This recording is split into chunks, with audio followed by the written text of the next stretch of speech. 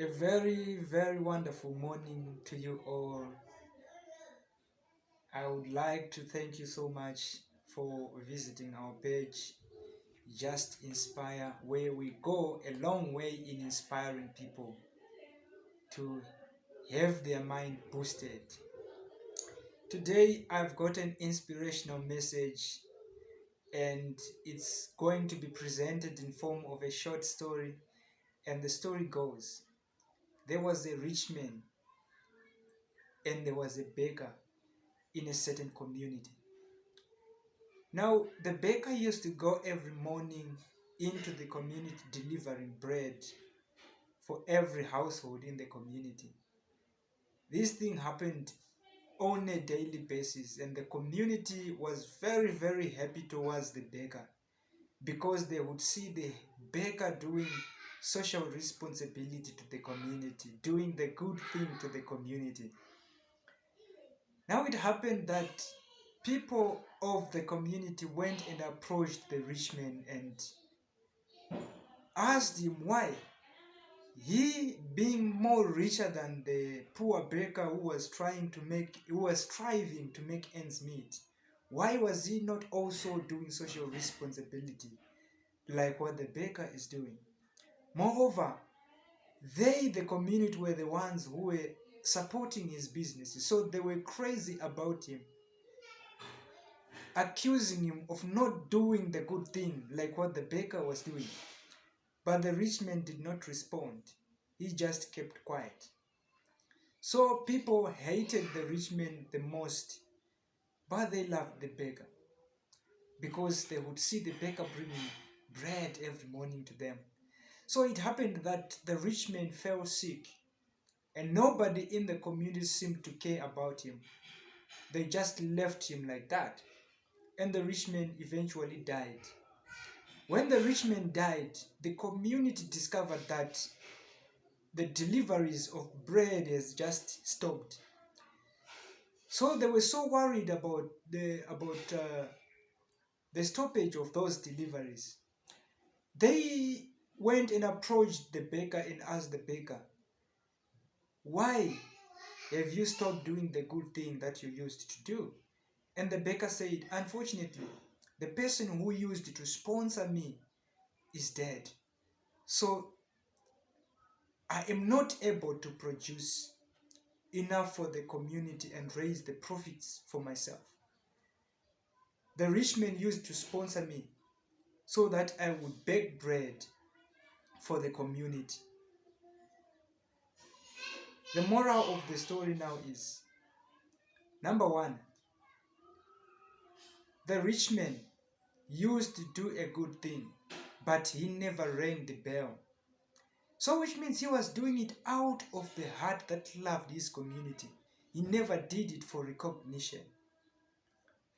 Even the Bible says when your right hand is giving, let your left hand not know what the right hand is doing. Same applies to the left hand. When it's giving, let your right hand not know what the left hand is doing. So this is the principle that the rich man had. He used to provide to the community, but through the baker. And the people never knew that it was the rich man who was doing it. That's number one. And number two, I learned a lesson from the rich man. The rich man never stopped doing good because the people confronted him, because the people showed some negative attitude towards him. He never stopped doing the good thing. He kept on doing the good thing. This is the same with the people who feels like they want to do the good thing. One, you don't have to do it for recognition. You have to do it out of the heart that loves to give. Like the rich man did it out of the heart that loved his community. So you don't have to ring the bell. There is no need for people to know what you have done, because you're not doing it for recognition, but you're doing it out of love, and God rewards that which you are doing out of love. If you do it for recognition, people have recognized you. You have received your reward from the people. You are giving in vain. But if you give it, you keep it your secret. God knows, and He rewards you secretly. You do it in secret, and God rewards you publicly. Okay. So the lesson that I learned from the community now is that the community is quick to judge. The community never take time to understand how things are happening, never take time to dig into the background.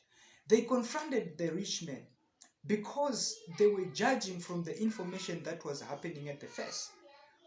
So without regarding what, or without searching what is happening in the background, they then went to the rich man and confronted him, accused him of not doing a good thing, which in fact he was doing, but they did not know.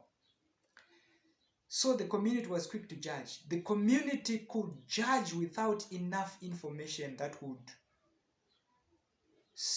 support their judgments.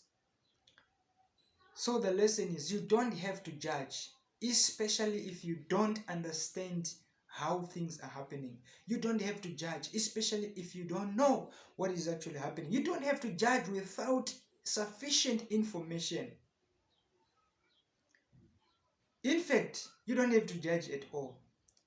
If you are to judge, or if you are to comment on something, you need to have enough information about that thing before you pass your comment. Because if you pass your comment based on things that are happening at the face without knowing what is happening in the background, then you are not doing a good thing. People quickly condemn a phone just because it's misbehaving. But those who understand the systems, they get to understand what exactly is it that is causing it to misbehave, and they address that, and the phone starts to function well.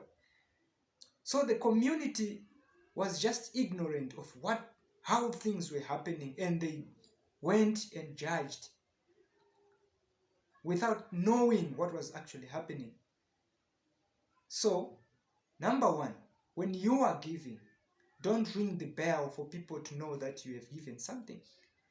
And number two, even if you are disheartened, even if you are falsely accused while you are doing a good thing, don't stop doing good thing, because you are not doing it for recognition, but you are doing it out of the love. Your love for the people should not be taken away just because the people have confronted you with false accusations. Then number three, don't judge if you don't have sufficient information. Don't comment on things that you do not understand. Get to understand things first. Gather your facts, then comment. I hope this will go a long way inspiring you. Thank you so much, guys. Thank you so much, guys.